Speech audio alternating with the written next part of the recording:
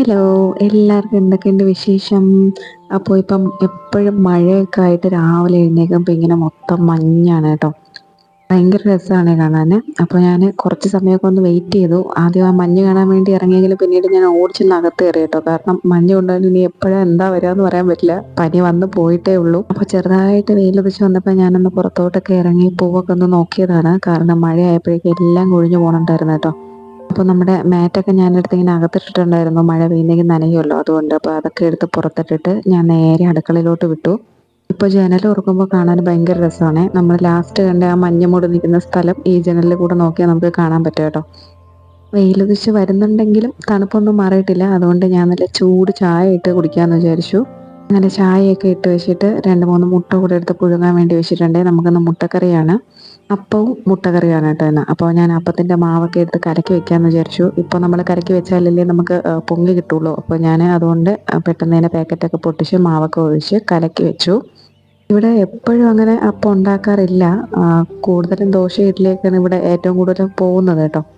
എന്നിട്ട് ഞാൻ പിന്നെ ഉള്ളിക്കറിക്ക് ആവശ്യമായിട്ടുള്ള നമ്മുടെ സവോളയും തക്കാളിയും പച്ചമുളകും എല്ലാം അരിഞ്ഞു വെച്ചു. എന്നിട്ട് ഞാനിത് ഓരോന്നായിട്ടൊന്നും നിന്ന് വഴറ്റാൻ വേണ്ടി നിന്നില്ല. എല്ലാം കൂടെ അങ്ങ് ഒന്നിച്ച് തന്നെ അങ്ങ് തട്ടി. എങ്ങനെ നമ്മൾ ഇട്ടാലും വെന്താൽ മതിയല്ലോ എന്ന് വിചാരിച്ചിട്ട് ഞാൻ എല്ലാം കൂടെ ഒന്നിച്ച് തന്നെ തട്ടി ഞാൻ ഒന്ന് ഇളക്കി ഉപ്പൊക്കെ ഇട്ട് ഒന്ന് വഴറ്റാൻ വേണ്ടിയിട്ട് അടച്ചു വെക്കുന്നുണ്ട്. സമയമായപ്പോഴേക്കും അരിയൊക്കെ തിളച്ചിട്ടുണ്ടായിരുന്നു. അപ്പം ഞാൻ അതും കൂടെയൊക്കെ എടുത്ത് ഇറക്കി അങ്ങ് നമ്മുടെ കുക്കറിലോട്ട് ഇറക്കി വെക്കാമെന്ന് വിചാരിച്ചു. അപ്പോൾ ആ അടുപ്പ് എന്തായാലും ഇപ്പോൾ നമുക്ക് ഫ്രീ ആണല്ലോ. അപ്പോൾ പിന്നെ ഇത് വെയിറ്റ് ചെയ്യേണ്ട എന്ന് വിചാരിച്ചിട്ട് അപ്പം ചട്ടിയൊക്കെ എടുത്ത് വെച്ചിട്ട് ഞാൻ അതിൻ്റെ ഇടയിൽ കൂടെ ചായയൊക്കെ കുടിക്കുന്നുണ്ട്. ചൂട് ചായ ഈ തണുപ്പത്ത് കുടിക്കുമ്പോൾ നല്ല സുഖമാണല്ലോ. എന്നിട്ട് ഞാൻ പിന്നെ പെട്ടെന്ന് തന്നെ അപ്പമൊക്കെ ചുട്ടെടുക്കാൻ വേണ്ടി തുടങ്ങി കേട്ടോ. ഞാനിവിടെ അപ്പം ഒരുപാട് അങ്ങനെ നൈസായിട്ടല്ല, ഇച്ചിരി കട്ടിക്കാണ് ചുട്ടെടുക്കാറ്. കാരണം എണ്ണം നോക്കുന്ന ആൾക്കാരുണ്ട് കേട്ടോ ഇവിടെ. ദോശയാണെങ്കിൽ 2, അപ്പമാണെങ്കിൽ 2 എന്നൊക്കെ ഉള്ള രീതിയിൽ എണ്ണം നോക്കി കഴിക്കുന്ന ആൾക്കാരുള്ളത് കൊണ്ട് ഞാൻ കുറച്ച് മാവ് കൂട്ടി അങ്ങ് ഒഴിക്കും. അപ്പോൾ എണ്ണം കൂട്ടി നോക്കിയൊക്കെ കഴിച്ചാലും എങ്ങനെ നോക്കിയാലും കുറച്ച് കൂടുതൽ സാധനം ഉള്ളിൽ പോകുമല്ലോ. ഞാൻ അങ്ങനെയാണ് ഈ വീട്ടിലെ ആൾക്കാരെയൊക്കെ പറ്റിക്കുന്നത് കേട്ടോ.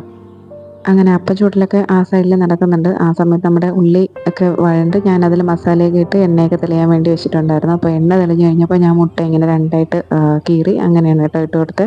ഒരു മുട്ട പുഴുങ്ങിയെടുത്തപ്പോൾ ചെറിയ വൈകല്യം ഉണ്ടായിരുന്നു. അതുകൊണ്ട് ഞാൻ അതിനെ അങ്ങനെ മുഴുവനായിട്ട് ഇട്ടിട്ടുണ്ട്. എന്നിട്ട് നമ്മുടെ മസാല ഞാനിങ്ങനെ അതിൻ്റെ മേലേക്ക് ഇങ്ങനെ എടുത്ത് വെച്ചിട്ട് അതിനെ ഞാൻ ഒന്ന് വറ്റി വരാൻ വേണ്ടിയിട്ട് വെച്ചിട്ടുണ്ട്.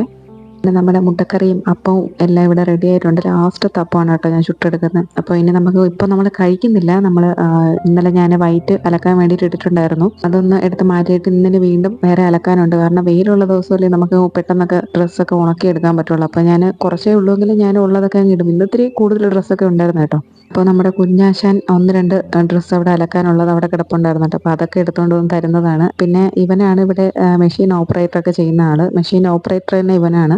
കറക്റ്റായിട്ടൊന്നും പിന്നെ സമയമൊന്നും സെറ്റ് ചെയ്യാൻ അറിയില്ലെങ്കിലും ബാക്കിയെല്ലാം ചെയ്യാനൊക്കെ അറിയും കേട്ടോ. അപ്പോൾ ഇന്ന് ഇവിടുത്തെ ഈ പായലൊന്ന് ഇളക്കണമെന്ന് വിചാരിക്കുന്നുണ്ട്. ഒട്ടും നമുക്ക് കാലെടുത്ത് വെക്കാൻ പറ്റാത്ത രീതിയിൽ പായലായിട്ടുണ്ട്. നമ്മളെടുത്ത് കാല് വെക്കുന്നതും എവിടെ കൂടെയാണ് നമ്മൾ പോയി ഇടിച്ച് വീഴുന്നതെന്ന് പറയാൻ പറ്റില്ല. അപ്പോൾ എന്തായാലും മോൻ എപ്പോഴൊക്കെ ഇറങ്ങി കളിക്കുന്നത് കൊണ്ട് ബ്ലീച്ചിങ് പൗഡർ ഇടാമെന്ന് വിചാരിച്ചു. ഇന്നെന്തായാലും മഴ അങ്ങനെ ഉണ്ടെന്ന് തോന്നുന്നില്ല. അപ്പോൾ വെയിലുള്ളത് കൊണ്ട് ഞാനങ്ങ് തട്ടിയിടാണ് കേട്ടോ. അപ്പോൾ കുറേ സമയം കിടക്കുമല്ലോ എന്ന് വിചാരിച്ചിട്ട് ഞാനിത് തട്ടുന്ന കണ്ടിട്ട് പൗഡർ പൗഡർ എന്നൊക്കെ പറഞ്ഞ് വിളിക്കുന്നുണ്ടായിരുന്നു. ഞാൻ പിന്നെ എന്തൊക്കെയോ പറഞ്ഞ ആളിങ്ങനെ ഇറങ്ങാതെ അവിടെ നിർത്തിയിട്ടുള്ളതാണ് കേട്ടോ. അങ്ങനെ ബ്ലീച്ചിങ് പൗഡറൊക്കെ എല്ലാം തട്ടിയിട്ടതിന് ശേഷം പിന്നെ നമ്മൾ ബെഡ് വിരിച്ചിട്ടുണ്ടായിരുന്നില്ല രാവിലെ. കാരണം ഞാൻ എഴുന്നേറ്റ സമയത്ത് വേറെ ആരും എഴുന്നേറ്റിട്ടുണ്ടായിരുന്നില്ല. അപ്പോൾ ഇപ്പോൾ എന്തായാലും വിരിച്ച് ഇടാമെന്ന് വിചാരിച്ചു. വിരിച്ചിട്ടിട്ടും പ്രത്യേകിച്ച് കാര്യമൊന്നുമില്ല. കാരണം ഇത് വിരിച്ചിട്ടിട്ട് തിരിയുന്നതിൻ്റെ ബാക്കിൽ നിന്ന് ഇത് വീണ്ടും ഇപ്പോൾ അലങ്കോലമാവും. അതിൻ്റെ ഏറ്റവും മെയിൻ കാര്യമാണ് ഇതാ ഇപ്പോൾ കണ്ടുകൊണ്ടിരിക്കുന്നത്. ആദ്യം അവൻ്റെ അച്ഛൻ വന്ന് അങ്ങോട്ട് കിടക്കും. അടുത്ത രണ്ടാമത് അവൻ വലിഞ്ഞ് കയറും. പിന്നെ രണ്ടുപേരും കൂടെ അങ്ങോട്ട് ഗുസ്തിയാണ് കേട്ടോ ഇവിടെ കിടന്ന്. അപ്പോഴേക്കും ആ വിരിച്ചിട്ട ഷീറ്റും എല്ലാം പല വഴിക്ക് പോയിട്ടുണ്ടാവും. അപ്പോൾ അവർ കിടക്കുന്ന കണ്ടിട്ട് പിന്നെ ഞാനും കൂടെ പോയി അവിടെ കയറി കിടന്നതാണ്. അപ്പോൾ അവനെ ഞാൻ അവൻ്റെ അച്ഛൻ്റെ പുറത്ത് കിടക്കുന്നത് ഒട്ടും ഇഷ്ടമല്ല കേട്ടോ.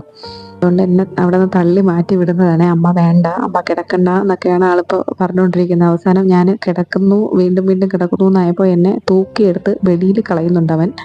എന്നിട്ട് ഞാൻ ടാറ്റയൊക്കെ പറഞ്ഞ് നോക്കിയിട്ട് ആൾക്ക് വേറെ കുലുക്കമൊന്നുമില്ല. എനിക്കും ടാറ്റയൊക്കെ തന്നു വിട്ടു. അങ്ങനെ ഞാൻ എൻ്റെ ജോലിയൊക്കെ പോയി കേട്ടോ. അങ്ങനെ അവരുടെ കളിയൊക്കെ കഴിഞ്ഞിട്ട് പിന്നെ നമ്മൾ വെള്ളം വിരിച്ചിടാന്ന് വിചാരിച്ചു. കാരണം ഇത് ഒരു വലിയ ചടങ്ങാണ് ഈ വെള്ളം നനയ്ക്കുക എന്നുള്ളത്. ആദ്യം എന്തോ ഒരു ആസിഡിൽ മുക്കണം, പിന്നെ മെഷീനിലിട്ട് കറക്കണം, എന്നിട്ട് ആ മെഷീനിലിട്ട് ഉണങ്ങിയെടുത്ത് വരുന്ന സാധനത്തിനെ വീണ്ടും പശയിലൊക്കെ മുക്കി നനയ്ക്കണം, എന്നിട്ട് അതിനെ വിരിക്കണം. അങ്ങനെ ഒരു വലിയൊരു ചടങ്ങാണ്. അപ്പോൾ അതുകൊണ്ട് എപ്പോഴും ഇതിങ്ങനെ അലക്കിയിടാറില്ല. ഒരുപാടാവുമ്പോഴേ ഞാൻ എടുത്തിട്ട് അലക്കാറുള്ളൂ കേട്ടോ.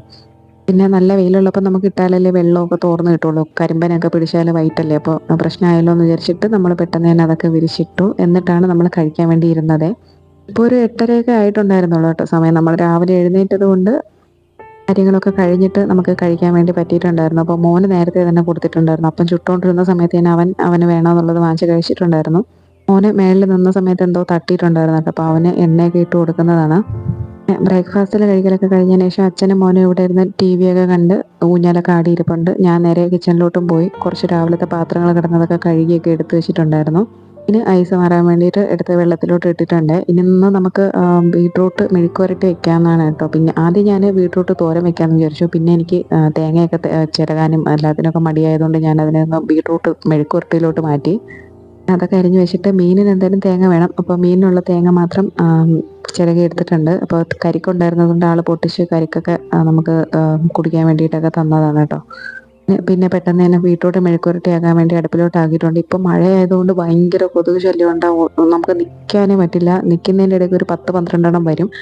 ഉള്ളതാണ് ആകെ ഒരു സമാധാനം. പിന്നെ വേസ്റ്റ് ഉണ്ടായിരുന്നതിനൊക്കെ ഞാൻ പോയി എടുത്ത് കളഞ്ഞു. പിന്നെ ഇപ്പം ഞാൻ ചെയ്യുന്നത് എന്താണെന്ന് വെച്ചാൽ എനിക്ക് കുറച്ച് ഡയപ്പർ പൊട്ടിച്ചിടാൻ വേണ്ടി കിടപ്പുണ്ട്. അപ്പോൾ ഇന്ന് മഴ ഇല്ലാത്തത് കൊണ്ട് ഇപ്പോൾ പൊട്ടിച്ചാലേ നമുക്കതിൻ്റെ ആ പ്ലാസ്റ്റിക്കൊക്കെ ഉണക്കി എടുക്കാൻ പറ്റുള്ളൂ.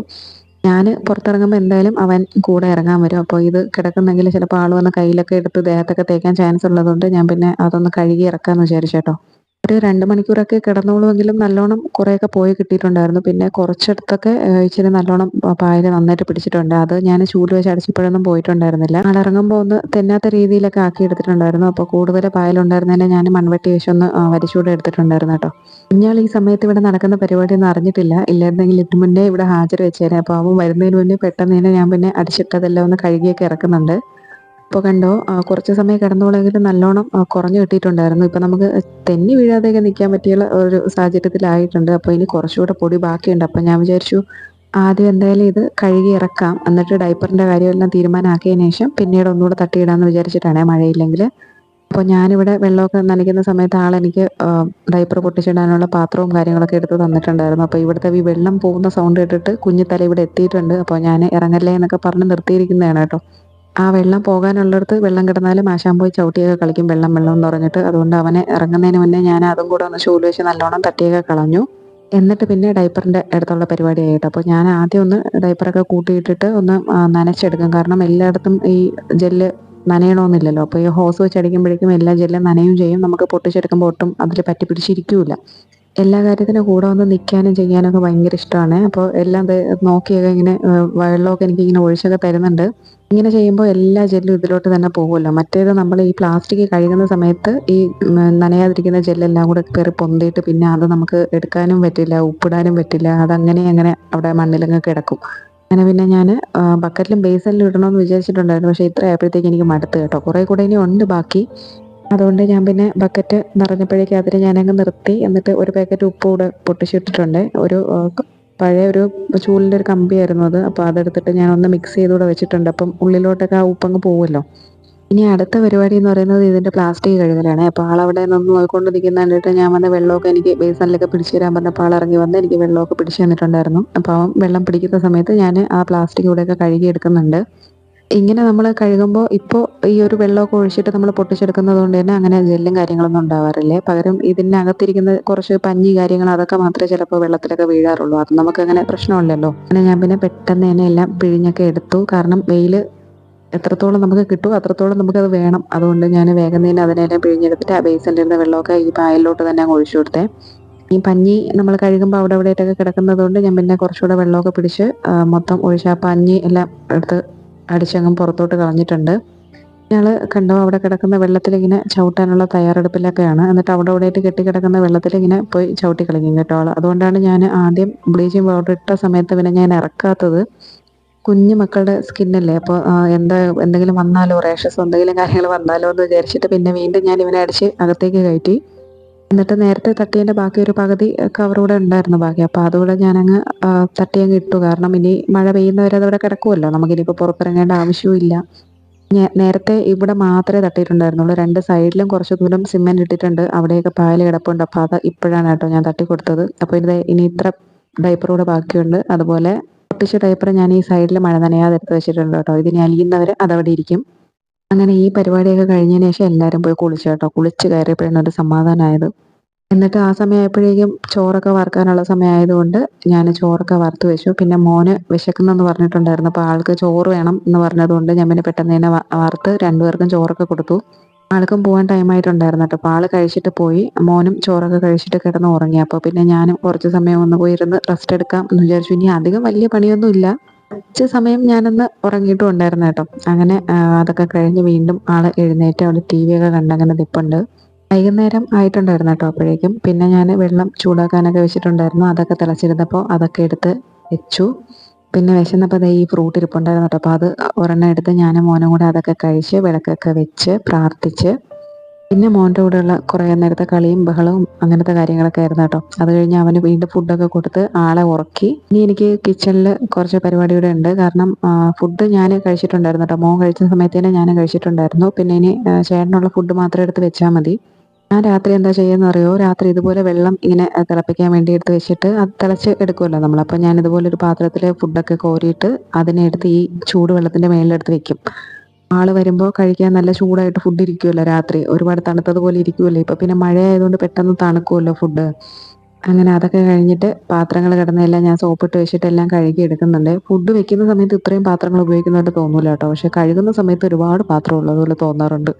അങ്ങനെ പാത്രം കഴുകലൊക്കെ കഴിഞ്ഞ് എല്ലാം എടുത്ത് ഒതുക്കിയൊക്കെ വെച്ചു. എന്തൊക്കെ പണിയല്ലേ നമുക്ക് ഈ കിച്ചണിൽ സത്യം പറഞ്ഞാൽ. കിച്ചൺ ഇങ്ങനെ വാരി വലിച്ചിടുന്ന ആൾക്കാർക്കാണെങ്കിൽ ഇതൊക്കെ ഒരു പ്രശ്നമേ അല്ല. പക്ഷെ നമ്മൾ ഈ ഒതുക്കി വെച്ചുകൊണ്ട് നടക്കുന്ന ആൾക്കാർക്ക് ഇങ്ങനെ എന്തെങ്കിലുമൊക്കെ കിടക്കുന്ന കാണുമ്പോൾ ഭയങ്കര ബുദ്ധിമുട്ടാണല്ലോ.